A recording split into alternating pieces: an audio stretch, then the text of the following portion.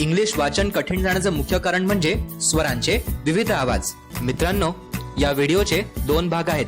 पहिल्या भागात आपण टेक्निक शिकणार आहोत आणि दुसऱ्या भागात शिक्षकांनी ही टेक्निक वर्गात कशी वापरली ते बघणार आहोत. चला तर बघूया पहिला भाग म्हणजेच टेक्निक.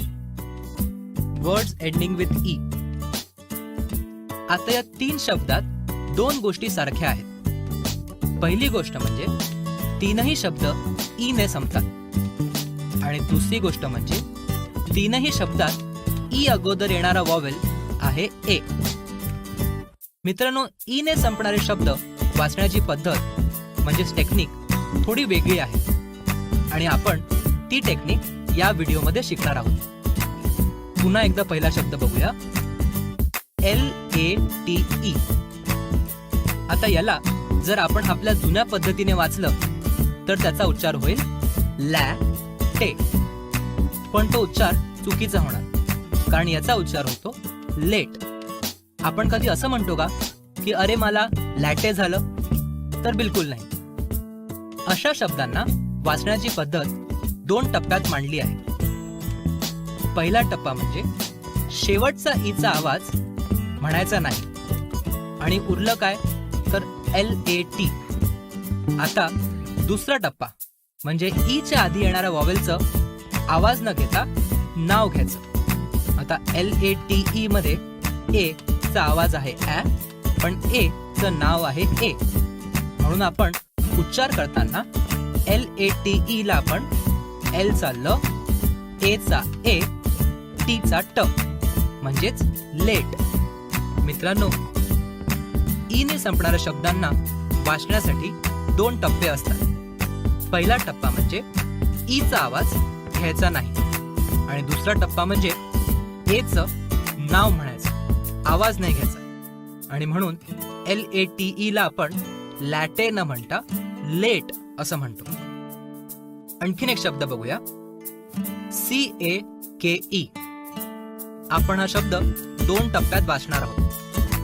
पहिला टप्पा ई ला विसरून जायचं आणि दुसरा टप्पा ए चं आवाज न घेता त्याचं नाव घ्यायचं. ए चा आवाज होतो ॲ, पण त्याचं नाव होतं ए, म्हणून CAKE चा उच्चार होतो क-ए-क, cake. Words ending with E and I. E ने संपणाऱ्या 4 अक्षरी शब्द वाचण्याची टेक्निक 2 टप्प्यामध्ये मोडली आहे. पहिला टप्पा ई ला विसरून जायचं आणि दुसरा टप्पा त्याच्या आधी येणाऱ्या वॉवेलचं नाव घ्यायचं. तीच टेक्निक आपण या व्हिडिओमध्ये सुद्धा वापरणार आहोत. शब्द बघा, TIME.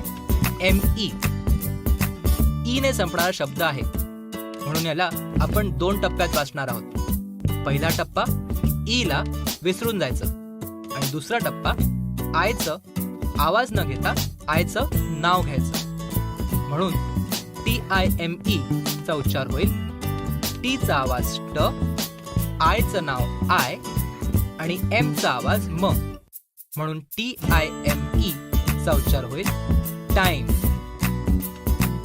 पुढचा शब्द बघूया, BIKE. आता हा शब्द कदाचित तुम्हाला माहिती असेल. आपण BIKE ला BKK न म्हणता बाईक असं म्हणतो. का ते? कारण हा ई ने संपणारा शब्द आहे, म्हणून पहिला टप्पा ई ला विसरून जायचं आणि आयचं नाव घ्यायचं, म्हणून BIKE ला आपण BK न म्हणता बाईक असं म्हणतो. शब्द बघूया, BORE.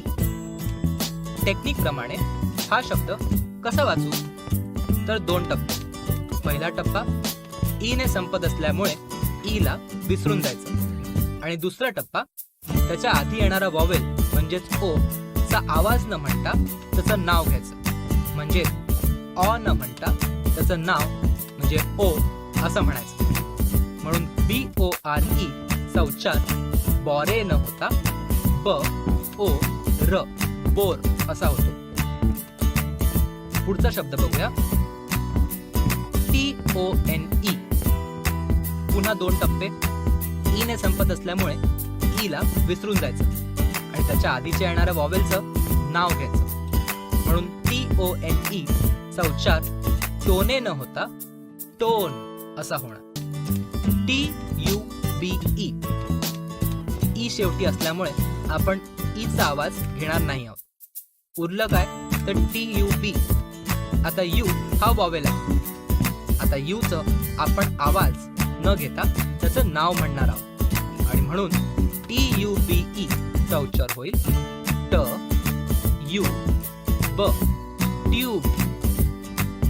पुढचा शब्द बघूया MUTE. मित्रांनो टेक्निक तीच आहे. ई एंडिंग असल्यामुळे ई चा आवाज आपण विसरून जायचा आहे आणि यू चं नाव घ्यायचंय. म्हणून MUTE चा उच्चार होतो म यू ट म्यूट. महाराष्ट्र होतो इंग्लिश साक्षर. तुम्ही मागे राहू नका. लीप फॉरवर्ड विकसित टेक्निकचा वापर करून तुमचा वर्ग इंग्लिश साक्षर करा.